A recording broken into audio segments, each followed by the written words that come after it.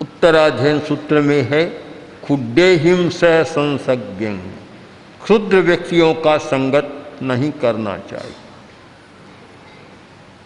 उत्तम जनों का सत्संग करना चाहिए।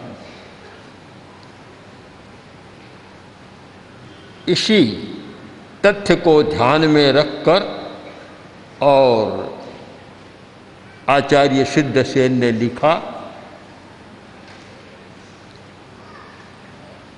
प्रभो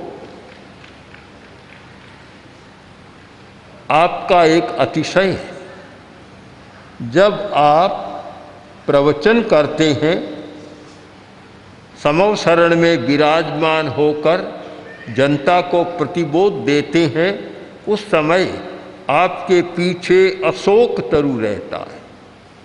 अशोक तरु, अशोक जो शोक मुक्त हो गया है। इस एक स्वाभाविक घटना को सामने रखकर और आचार्य ने लिखा, धर्मोपदेश समये सविधानुभावात् सानिध्य दास्ताम जनो भवति ते तरुरप्यशोक है। जब आप धर्म की देशना देते हैं, उस समय जनता में जो परिवर्तन होता है उसकी बात मैं छोड़ देता हूँ। आस्ताम रहने दो, वह मैं नहीं बताऊंगा कितना परिवर्तन होता है। मनुष्य कितनी अपनी दुख व्यथा वेदना को भूल जाते हैं, मुझे बताने की जरूरत नहीं, उनकी आकृति बता रही है।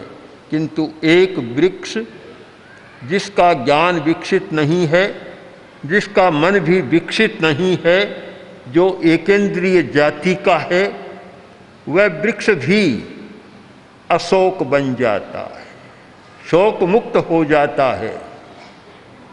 कारण का सविधानुभावा, यह सामीप्य का प्रभाव है, निकट होने का प्रभाव है। आपके पास जो भी आता है वह दुख मुक्त और शोक मुक्त हो जाता है। एक बहुत रहस्य छिपा हुआ है सत्संग का, कि अच्छे व्यक्तियों की संगति में आदमी जाता है, दुख कम हो जाता है, वेदनाएं कम हो जाती है, व्यथा के प्रकंपन भी शांत हो जाते हैं। एक वैज्ञानिक अध्ययन इस विषय को स्पष्ट बताता है कि नकारात्मक दृष्टि वाला व्यक्ति या बुरी सोच वाला व्यक्ति कोई है, उसकी संगति में, उसके समीप कोई व्यक्ति जाएगा तो तत्काल प्रति घन मिलीमीटर रक्त में 1500 श्वेत कण कम हो जाए। हमारे रक्त के दो प्रकार के कण होते हैं, लाल कण और श्वेत कण। श्वेत कण स्वास्थ्य के लिए जिम्मेवार है, हमारी रोग प्रतिरोधक शक्ति है श्वेत कण, और श्वेत कण अच्छे होते हैं, आदमी स्वस्थ रहता है। और श्वेत कणों की संख्या घटती है तो आदमी बीमारियों से आक्रांत हो जाता है। एक बुरे आदमी की संगति और अच्छे आदमी की संगति, अच्छे आदमी की संगति की, उसके पास गया, तत्काल 1500 श्वेत कण बढ़ जाते, स्वास्थ्य अच्छा होता है। शायद यही कारण है कि बहुत लोग कहते हैं कि पास में आया और मेरी बीमारी दूर हो गई। सुबह सुबह भाई ने बताया, बताने वाला भी वकील, स्वयं प्रबुद्ध व्यक्ति, उसने बताया कि हम जब आए तो मेरी पत्नी के और रोज उलटियां होती थी, कै बमन होती थी। हमने सोचा कैसे जाएंगे, एक बार तो टिकट कैंसिल करने की बात सोच ली, हिम्मत करके आ गए। और पता नहीं क्या हुआ, यहाँ आने के बाद एक बार भी उल्टी नहीं। ऐसी अनेक घटनाएं आती है। इनके रहस्य को समझना है। रहस्य क्या है कि अच्छे वातावरण में जहाँ सकारात्मक चिंतन है, सकारात्मक भाव है, 18 पापों का वर्जन है। 18 पाप हैं, वही तो नकारात्मक भाव है, उनका वर्जन है। उस वातावरण में गया और श्वेत कणों की संख्या बढ़ जाएगी और बीमार आदमी भी स्वस्थ हो जाएगा। बुरी संगति में जाओ, जहाँ बुरा वातावरण, जहाँ निषेधात्मक चिंतन, निषेधात्मक दृष्टिकोण, निराशा का दृष्टिकोण, वहाँ जाओ तो वहाँ जाते ही वही प्रति घन मिलीमीटर रक्त में 1600 श्वेत कण घट जाते। एक ओर श्वेत कण बढ़ जाते हैं और दूसरी ओर श्वेत कण घट जाते हैं। और श्वेत कण के घटने का मतलब स्वास्थ्य में गिरावट और बीमारी के लिए अवकाश। आचार्य ने सुंदर लिखा है, सविधानुभावात्। प्रभो, आपके सामीप्य आने का ही अनुभव है, प्रभाव है कि जो आपके समीप आया वह शोक मुक्त आदमी होता है। कोई आश्चर्य की बात नहीं, किंतु बेचारा वृक्ष है जिसमें कोई ज्ञान का विकास नहीं, चिंतन नहीं, वह वृक्ष भी अशोक बन गया। यह एक तीर्थंकर का अतिशय माना जाता है कि प्रवचन काल में देशना के समय उनके पीछे अशोक वृक्ष रहता है। इस अशोक वृक्ष को ध्यान में रखकर और आचार्य ने एक बहुत बड़ी सच्चाई का आविर्भाव कर दिया, प्रकटन कर दिया। बड़ी सच्चाई, एक रहस्यपूर्ण बात हमारे सामने आ गई कि सत्संगति की महिमा तो बहुत गाते हैं, बहुत पुराने संतों ने गाई, आज भी हमारे संत गाते हैं कि संगति बहुत लाभदायी होती है। पर क्यों होती है, उसका प्रभाव क्या होता है, अगर हम इसके साथ वैज्ञानिक अध्ययन को, जो कि आज यंत्रों के माध्यम से परीक्षण के साथ बात हमारे सामने आती है, जब सामने रखते हैं तो लगता है कि जो बात कही गई वह अंतर्दर्शन के आधार पर कही गई थी। आज का वैज्ञानिक यंत्रों के माध्यम से परीक्षण कर कहता है। और पुराने लोग जिनकी अंतर्दृष्टि जागृत थी, जिनकी अतीन्द्रिय चेतना जागृत थी, उन्होंने अपनी अतीन्द्रिय चेतना के आधार पर कहा कि अच्छी संगति में आने पर कितना फल होता है कि शोक समाप्त हो जाता है। इस बात को आचार्य ने उपमा के द्वारा समझाने का प्रयत्न किया कि यह कोई आश्चर्य की बात नहीं है। अभ्युत्गते दिनपतौ समहि रुहोपि। जब सूरज उगता है तो सारी पृथ्वी खिलखिला उठती है, विकस्वर हो जाती है। आंखें भी बंद थी, सूरज उगने को है, आंखें भी खुल जाती है। रात को नींद में आंखें बंद रहती है, आंखें खुल जाती है। आंखें नहीं खुलती, चेतना भी खुल जाती है। जो चेतना सुप्त पड़ी थी, निद्रा काल में तो चेतना सुप्त रहती है। कोई भी व्यक्ति नींद के समय न देख पाता, न सुन पाता और न कोई चख पाता। इंद्रियां भी अपने आप स्तिमित हो जाती है, गाढ़ी बन जाती है, क्रियाहीन हो जाती है और शरीर भी शांत रहता है। आंखें बेचारी बंद रहती है। किंतु जैसे ही सूरज उगा और सारा विश्व समहि रुहोपि, वृक्षों से ही जागृत हो जाता है। वृक्ष भी जागृत हो जाते हैं। यदि कोई सूक्ष्मता से ध्यान दे तो रात के समय वृक्षों की एक अवस्था होती है और दिन के समय उससे उनकी दूसरे प्रकार की अवस्था होती है। सूर्य के अभाव में उनकी स्थिति बदल जाती है और वृक्ष भी कार्बन ज़्यादा छोड़ने लग जाते हैं। इसीलिए कहा गया कि रात के समय पेड़ के नीचे सोने में विवेक करना चाहिए। हर वृक्ष के नीचे नहीं सोना चाहिए रात को। जैसे पीपल बहुत लाभदायी है, पर पीपल और बरगद रात को उनके नीचे नहीं सोना चाहिए। इतनी भारी मात्रा में वे कार्बन डाइऑक्साइड को छोड़ते हैं कि कभी कभी तो आदमी घबरा जाता है और मौत तक भी हो सकती है। तो रात को एक अलग प्रकार की अवस्था होती है और जैसे ही सूर्योदय होता है स मही रूहोपी, वृक्ष सहित सारा संसार विकस्वर होता है, खिल उठता है। यह किसका प्रभाव? कि सूर्य के सानिध्य का प्रभाव है। तो प्रभु सूर्य का सानिध्य भी इतना प्रभाव छोड़ता है और उससे सारा विश्व एकदम विकस्वर हो जाता है। तो भला आपके परिपार्श्व में आने वाला आदमी अगर अशोक बन जाए, चिंता, बाधा, व्यथा, पीड़ा सबको भूलकर और शोक मुक्त हो जाए, अशोक हो जाए, तो कोई आश्चर्य की बात नहीं। हमारे सामने प्रत्यक्ष उदाहरण है कि आपके पीछे रहने वाला अशोक वृक्ष, नाम भी अशोक बन गया।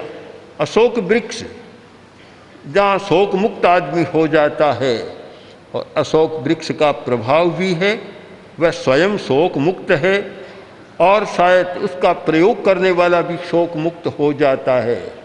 हमारे एक श्रावक मदन चंद जी गोठी, जो बहुत जानकार थे, तत्वज्ञ थे, वृद्धि चंद जी गोठी जो प्रमुख श्रावक उनके पुत्र, और मदन चंद जी आगम के वेत्ता, तत्वज्ञानी और गूढ़ रहस्यों को जानने वाले व्यक्ति थे। मैंने कम देखा, इतने गूढ़ रहस्यों को पकड़ने वाला व्यक्ति बहुत कम देखे। जब हम कानपुर में थे, पूज्य गुरुदेव चतुर्मास कानपुर में कर रहे थे, तो मदन चंद जी हमारे साथ होते। हम बाहर दूर जाते, जंगल पुल पार कर 2 माइल 2.5 माइल दूर जाते। वहाँ स्टेशन था, स्टेशन के पास अशोक के पेड़ थे। उनका यह क्रम था कि अशोक के नीचे जाकर ध्यान में खड़े हो जाते, वहाँ ध्यान करते, क्योंकि उसका अपना प्रभाव होता है। अशोक के पेड़ का भी अपना प्रभाव होता है। आजकल भी अशोक तो मिलते हैं, पता नहीं क्या उनकी कटिंग ऐसी की, कुछ तो लंबे हो गए, कुछ किस प्रकार की हो गए। अशोक का एक गोलाकार जो ऐसा वृत्त आकार था और जिसके नीचे आदमी खड़ा हो सकता था और खड़ा होकर ध्यान करता था, तो वह उसके नीचे खड़ा रहने वाला भी शोक मुक्त हो जाता। इसका कारण कवि ने अपनी कल्पना के द्वारा इसका कारण बतलाया कि प्रभु वह आपकी संगति में रहता है, वह वृक्ष आपकी संगति में रहता है। तो उसमें यह विशेषता आ गई कि वह स्वयं अशोक बन गया और उसके नीचे कोई खड़ा होता है, वह भी आदमी अशोक बन जाता है। यह सब आपकी संगति का, आपके सानिध्य का प्रभाव है। स्तुतिकार ने स्तुति के माध्यम से एक नए रहस्य का उद्घाटन किया है और उस आधार पर हर व्यक्ति को चिंतन करना है कि किसके साथ रहें, संगति किसकी हो। बहुत महत्वपूर्ण बात है। छोटे बच्चे नहीं समझते, उन्हें भी बोध देना चाहिए कि संगत किसकी करो। बड़े बड़े लोग भी नहीं समझते, ऐसे लोगों की संगत करते हैं कि उनका दिमाग भी नकारात्मक बन जाता है, अच्छा आदमी भी बुरा बन जाता है। तो दोनों बातें सामने आ गई कि भावात्मक परिवर्तन भी हो जाता है और साथ साथ वैज्ञानिक दृष्टि से विचार करें तो स्वास्थ्य का परिवर्तन भी हो जाता है, बीमारियां भी घेर लेती है। एक और कल्पना स्तुतिकार ने की कि यह माना जाता है, तीर्थंकर का एक अतिशय है कि देवता फूलों की वृष्टि करते। अब आप कल्पना करें, ऊपर से कोई आदमी फूल बरसा रहा है, फूल कैसे गिरेगा? नीचे तो फूल होगा, ऊपर उसका वृंत होगा, वृंत तो ऊपर रहेगा, ऐसे ही गिरेगा। किंतु प्रभु, ये क्या आश्चर्य की बात है कि जब देवता फूलों की वृष्टि करते हैं उस समय फूल तो ऊपर आ जाते हैं, उनका वृंत है वह नीचे चला जाता है, जैसे कोई आदमी ने रखा हो वैसे हो जाता है। ये कैसे? बड़ी आश्चर्य की बात है, ये कैसे होता है? उत्तर दिया, त्वद गोचरे सुमनसाम यदि वा मुनीश। प्रभो, फूल भी सुमन है। संस्कृत साहित्य में फूल का नाम है, पुष्प है, वैसी एक नाम है सुमनस, अच्छे मन वाला। अच्छे मन वाले व्यक्ति का नाम भी सुमन और फूल का नाम भी सुमन। इसलिए हमारे कुछ मुनि अपने नाम का उपनाम भी सुमन रख लेते थे। सुमन, अच्छे नाम, अच्छे मन वाला। हर व्यक्ति सुमन होना चाहता है, अच्छे मन वाला होना चाहता है। वे फूल भी सुमन हैं, कारण कि आपकी सन्निधि में आ रहे हैं, आपके आकाश से उतरकर आपके निकट आ रहे हैं, वे सुमन बन गए। सुमन है, उसको बंधन बांध नहीं सकता, वह बंधन ऊपर नहीं रह सकता। एक अवस्था है बंधन ऊपर रहता है और तथ्य नीचे रहता है। एक अवस्था यह है कि बंधन तो नीचे चला जाता है और सच्चाई ऊपर आ जाती है। प्रभो, आश्चर्य चित्रम, आश्चर्य की बात है कि वे ऊपर से गिरने वाले फूल वे तो ऊपर आ जाते हैं और वृंत जो नीचे चला जाता, अवांग मुख हो जाता है, उसका मुंह नीचे हो जाता है। आश्चर्य की बात तो है, परंतु जो आपके गोचर में विषय बन गया, आपका, आपके पास आ गया, उसमें यह परिवर्तन हो सकता है। गोचर होना यानी विषय की सीमा में आ जाना, उस रेंज में आ जाना, उस फ्रीक्वेंसी में आ जाना। जो रेंज में आ गया और उसकी फ्रीक्वेंसी में आ गया, उसमें परिवर्तन हो सकता है। तो जो भी आपके गोचर बनते हैं, आपकी रेंज में आते हैं, वे फूल ऊपर आ जाते हैं। ऊपर आने का एक कारण जो सुमन शब्द के द्वारा आचार्य ने बता दिया कि मन अच्छा होता है। जब मन अच्छा होता है तो आदमी सच्चाई को पकड़ता है। मन अच्छा नहीं होता तो फिर सच्चाई को नहीं पकड़ पाता, क्योंकि उसका मन ही अच्छा नहीं है। न्यायालय में केस चल रहा था, न्यायाधीश के सामने अभियुक्त को प्रस्तुत किया गया, वकील भी आ गया और गवाह को भी प्रस्तुत किया गया। अब जब न्यायाधीश ने काम शुरू किया तो वकील ने गवाह देने वाले को, गवाही देने वाले को सामने खड़ा कर दिया। अब वह बेचारा कोई शुद्ध मन वाला नहीं था, जैसे रटा रटाया वैसे था, उसका मन अच्छा नहीं था। क्यों? साक्षियाँ भी बहुत झूठी दी जाती है, बहुत कुछ होती है और सिखा दिया जाता है कि क्या करना, सिखाया जाता है, सुमन वाली बात नहीं होती। तो खड़ा हो गया। अब वकील कहता है, देख, ध्यान रखना, सच बोलना, जो आंखों देखा सच है वही कहना और झूठ बात मत बोलना। पूरा पाठ पढ़ा रहा है, पाठ पढ़ा दिया। न तो वकील सुमन था और न गवाही देने वाला सुमन था। तो वकील बोला, बोल तुम्हारे पिता का नाम क्या है? मौन रहा। फिर पूछा, बोल तुम्हारे पिता का नाम क्या है? फिर मौन। तीसरी बार पूछा, मौन। तो वकील बोला, क्या गूंगा है क्या, बोलता नहीं, उत्तर नहीं देता? बोला, वकील साहब आपने ही तो कहा था आंखों देखा सच कहना, मैंने पिता को देखा ही नहीं तो मैं कैसे बोलूँगा उनके बारे में। सुमन नहीं होता तो फिर वह सच्चाई तक पहुंचता नहीं है। सुमन होना जीवन की बहुत बड़ी सफलता है। सुमन होना, मन का अच्छा होना है। जो व्यक्ति मन का अच्छा होता है, बंधनानि अधो ब्रजंती, उसके बंधन नीचे चले जाते हैं। आखिर बंधन ऊपर क्यों रहता है?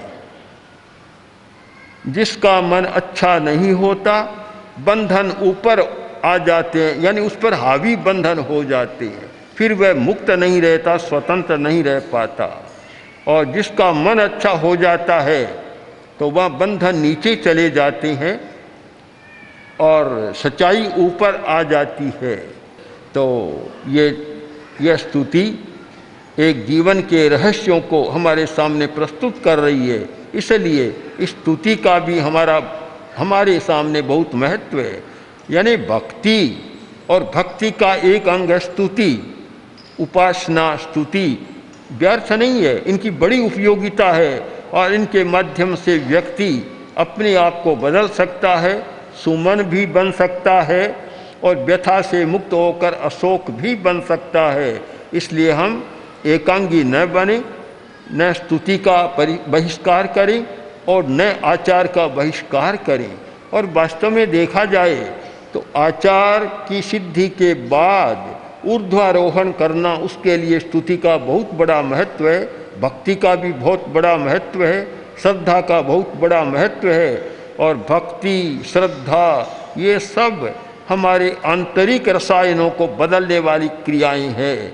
मनुष्य के भीतर जो जैव रासायनिक, जो बायोलॉजिकल सिस्टम होता है, हमारी आंतरिक जैविक क्रियाएं होती है, उन क्रियाओं को बदलने का यह बहुत बड़ा माध्यम है। इसलिए स्तुति, भक्ति, सेवा, श्रद्धा, उपासना, इनका भी हमें यथार्थ मूल्यांकन करना है। ओम।